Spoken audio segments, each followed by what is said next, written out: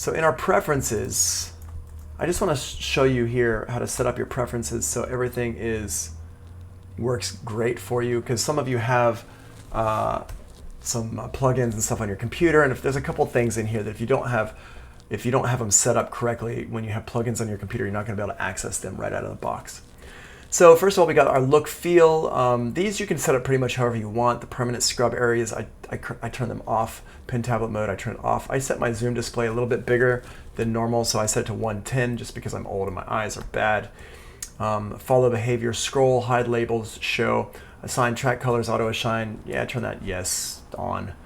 Theme, you can change this to your default mid-light theme or mid-dark theme. You can have that set up however you want. And you can change some different settings in here as well if you want to. Then over here we have our audio settings. This part's really important. This is where you set up your input and output device. So if you have your universal audio or some other audio interface here, this is where you're going to set that audio interface, the input and the output, and you can configure the input to set up for different inputs on there. You can also name these. So this would be like mic, you know, something like that. Or whatever you have it set up for. I'm going to hit cancel on that. And then over here is your sample rate, so you can change your sample rate. Here's your buffer size. Remember we talked about buffer size in Pro Tools. It works exactly the same in Ableton Live, no real difference here. A smaller buffer size is better for programming and playing. A larger buffer size is better for mixing. Then you have here driver error compensation, which I don't really mess around with too much, and you can have a test tone if you just want to test your tones, your speakers or whatever. Link mode is link and MIDI. This is a very important page for stuff. Show link toggle, you can keep that on or off depending on if you use link or not. I keep it on because I use link with my iPad sometimes. Start, stop, and sync, all this stuff, you can keep that on if you want, or off. I recommend keeping it on. It's not a bad idea if you're using link. If you're not using link, then don't worry about it here. This MIDI stuff here, we're going to come back and talk about it, but you can see mine here. I have my Minilab 2 and my Arturia thing in here, and I'm going to show you this. I'm going to have a camera set up for this tomorrow so we can see exactly what I'm using here.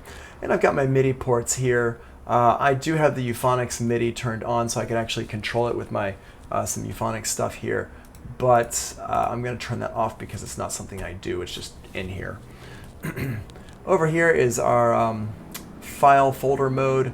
You can save a current set as a default setting, so every time you open up Ableton Live, you can always recall, it'll always recall the same setting. So for example, if you always want to open it up with a certain drum kit, or you always want to open it up with some shortcuts that you have set up on your key mapping, then you could set that up. Create analysis files, turn that on. You always want to create analysis files.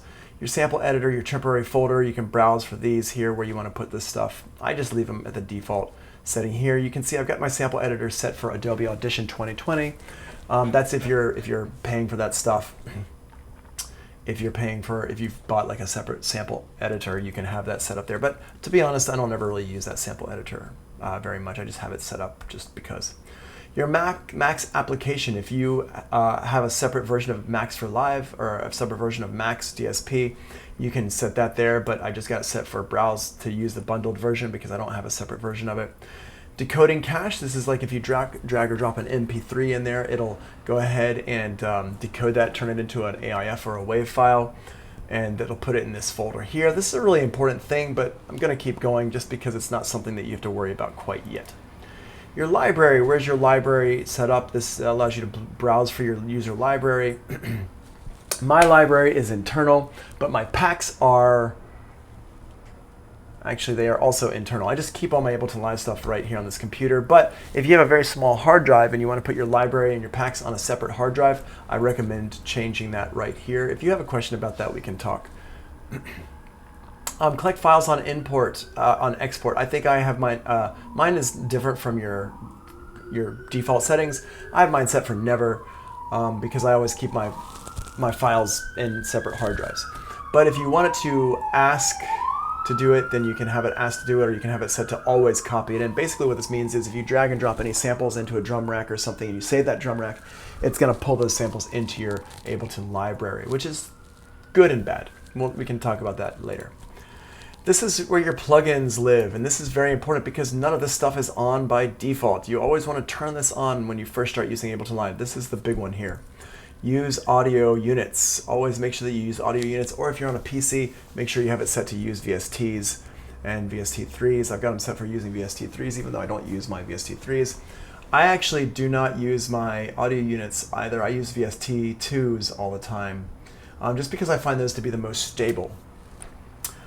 But basically, my point is that you have to turn these on here. So if you're not getting any plugins over here on the left-hand side in your plugins folder, if you're not getting this here, if it just shows up empty, that's because you didn't have that one, this part here set up correctly. So you have to turn these on. And if you have a ton of plugins on your computer, you have to turn that on and you have to wait for a while. It didn't crash the program. Please don't restart Ableton Live. Let it do its thing and find everything. Do not stop it from doing that. It should be fine. Plugin windows, I turn off auto hide plugin windows. Basically what this means is if I click on a separate track, it's going to close my plugins. They're on that currently selected track. I don't like to do that. I like to have certain tracks selected and be able to EQ and stuff other tracks. So I turn that one off. Everything else I leave on. Record, warp, and launch. Record file type, wave. Bit depth 24, count in, none, but you can change that in your metronome. Exclusive, turn on ARM, turn off solo. Clip update rate is 16th is fine. Record session automation in all tracks as opposed to armed tracks. I like to have it set for all tracks. This makes it a little bit more universal for recording my automation. That means that basically if I have my record button on up top and I don't have a track record armed, I can still record automation into it, which I like a lot. Start playback with record. That's like basically hitting the 3 key. Sometimes I like to do that, sometimes I don't, so I turn it off. But essentially what this does is it will set my automation, it'll set up my record arm for my track. So basically it's like this. If I turn on my record like this, I have to hit the space bar to start it actually recording. So I like to have it set like that. I like to have complete control. If I have it the other way, it'll just start playing and recording at the same time, which is good for live stuff, but yeah, I don't use it for this. And then licenses and information. This is just information for you. You can get automatic updates if you want, which I would recommend, and it just shows you how much stuff you have authorized. I have Ableton Live Suite plus 22 add-ons, a lot of packs and things like that. What is the best license to get the most out of Ableton without a lot of money? That's a good question. It depends on really what you are trying to do. If you have decided that Ableton Live is your go-to DAW and you want to use it all the time, then definitely at least get the standard version. But if you are diving deeper into it and you're just like, yes, I'm using this all the time, I want to be an Ableton Live expert and this is completely it, then basically I would recommend getting the suite. I know it's pretty expensive, but it's dope. Also, you should definitely get the push. Ableton Live Push is amazing. It works seamlessly with Ableton Live. It's awesome. I highly recommend it. I waited way too long to get the Live Push, and I regret that, not getting Live Push sooner. So totally recommend getting the Live Push. Oh, what are people saying? I stuck on the my cat stuck said. That's funny. Sorry, I was like not paying attention to what y'all were saying earlier. So I use Live Suite. I recommend using Live Suite if you are if you're really serious about making music. But Live Suite's like what, $600? It's pretty pricey. So it depends on if you have the money to spend $600 on it. If you have Live Suite, it works great. If you can save up like $1,000 or so, I highly recommend the Push 2. If you want to try the Push out and you're not sure about it and you just want to try it out, definitely try to get a Push 1 used. You can find them for a few $100s. They don't work as good as the Push 2, but they still work. It's still really cool, and it kind of shows you the workflow of it. You can also find a Push 1 for maybe around $600 these days. They're still in high demand, and they're like $800 or $900 new. So $600 is still a pretty good price.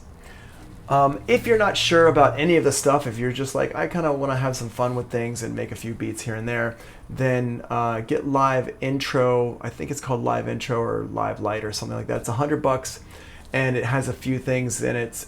It works pretty well. But the big difference between Live Suite and Live regular standard, what they call it Live Standard, is all of this stuff right here. If we go into our instruments, all these instruments, analog, collision, electric, impulse, not impulse, operator, sampler, tension, and wavetable, those only come with Live Suite. In the audio effects, you've got a few things in here as well. You've got echo, amp, cabinet up here, which I never use. I never use amp and cabinet, even for guitar stuff. I never use that. I use Guitar Rig or Amplitube. But the big one in there would be the glue compressor I think comes with Live Standard as well. The big one in there is Echo. Echo is actually a really great delay unit. I'm trying to think if anything else in here only comes with Live Suite. I don't think so. And then finally, you've got Max for Live. Max for Live comes for Live Suite. It's worth the price of admission right there. I mean, that is dope if you're using it. We'll take a day and we'll talk about Max for Live because it is pretty in depth, and I don't really want to go. I can't dive into it like a deep dive, but it's definitely super cool for if you want to be a hardcore Ableton user. Crispy says we should ask John Nader about student discounts. Yes, and the answer is you don't need to. You actually, it's on your Canvas. I can send you a link to it. You can ask him if you want, but I can send you a link in the Zoom chat. I'll put it up in the Zoom chat. But the live discount for students is like 40% or something like that. And actually, if you just go to the live website, it has in here.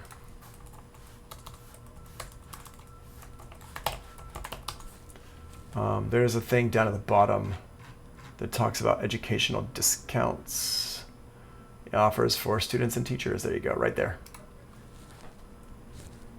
So you can check your eligibility. It takes you down here, and then how to verify, check your eligibility, buy your product in the discount price from your local music store or the Ableton web shop, verify your educational status to show us that you really are a student or a teacher, install and authorize your software. So it's all on here. Cool. So that's how that works. Sweet.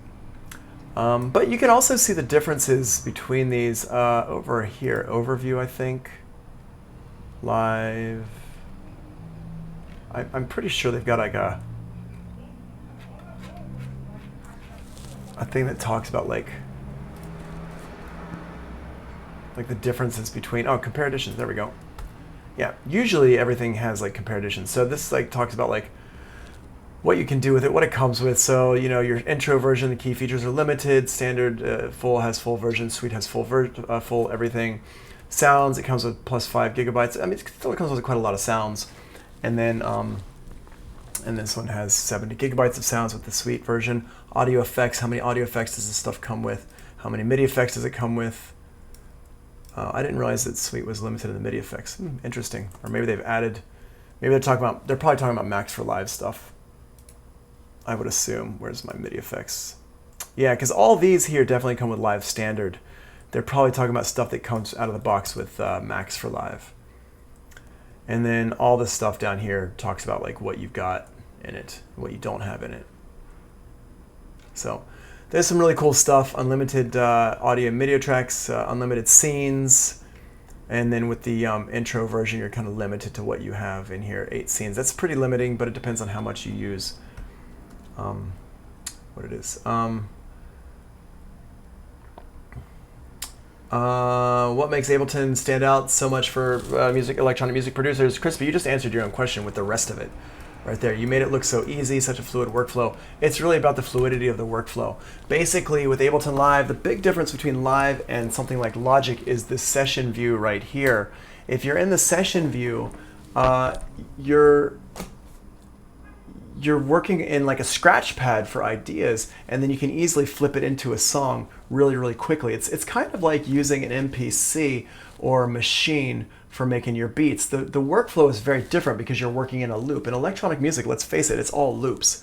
So if you're working with a lot of loops and stuff like that, you can easily get your ideas together in here, and then you can lay them out in this view here. The key, there's a couple of keys. One is to identify when you've got a really cool loop going and you're good with that loop, and then quickly take it into your arrangement view here, because one thing that can happen if you're making loops, you can get stuck in what I call loop land over here in your session view, where you just make a bunch of loops and you never turn it into a song. The key is to actually make things into songs as quickly as possible, so you have like an idea. It doesn't have to be a finished song.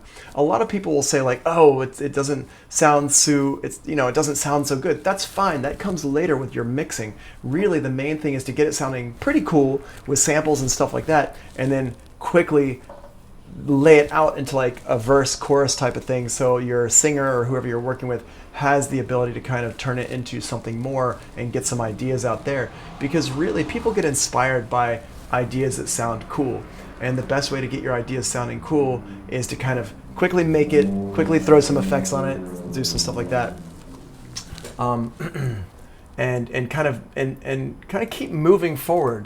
Don't get stuck. Don't stop in loop land. Turn it into like a song, and then you can take it and listen to it in other places and stuff. One of the things these days that I'm not a huge, loop land, and especially with techno music, it happens a lot. But one of the things I'm not such a big fan of, and I've seen a lot of big producers talking about this, is how quickly you have to work. And I really hate this concept of having to bang out a song in a day. Even though I can do it, I don't love doing it, because I feel like we've gotten into this mentality of everything has to happen now. It has to happen so quick. And that's why all your music sounds basically the same on the radio these days. All these big producers, there's a lot of producers that are super famous that I absolutely can't stand, because everything just sounds like they just got some presets up in FL Studio or Ableton Live, and they just banged it out, and it just sounds like everything else. Trap is a huge problem in that regard. Nothing sounds interesting anymore. It all just sounds like the same song regurgitated, like we're a bunch of baby birds, and the 5 producers have just been vomiting in, bad music into our radio waves, and I absolutely hate it. I was watching a Twitch stream, and I can't remember who the producer was the other day, but he was just talking about that. He was talking about how you have to move quickly, and I agree, you have to move quickly to a point, but I feel like there's this pressure to always be moving too fast and always be making sure it's fire. But I think it's also really important to take time and develop your own sounds and develop your own presets and make sure you're sampling stuff correctly, but also changing the samples and really making things and taking time on it. Take like a week on a track if you want. If you're making jingles, obviously you can't really do that because you got to have a fast turnaround. But I think it's really important to, a great song and then a good album. I'm not really talking about that. What I'm talking about more is just developing a sound that's different from everything that's out there and spending time on that, especially if you're in school right now and you're working on this stuff. It's super, super important to develop your sound and take time to do it. Don't just get caught up in this everything has to be done in 10 minutes kind of mentality, because that's a thing that's out there, and it just drives me bananas. But maybe that's why I'm not making, Grammy records, because I like to make things sound a little bit different, but whatever. PL Please Love Seta says, hey. I'm not, hey. Anyway, we're going to stop there. I'm going to stop the recording.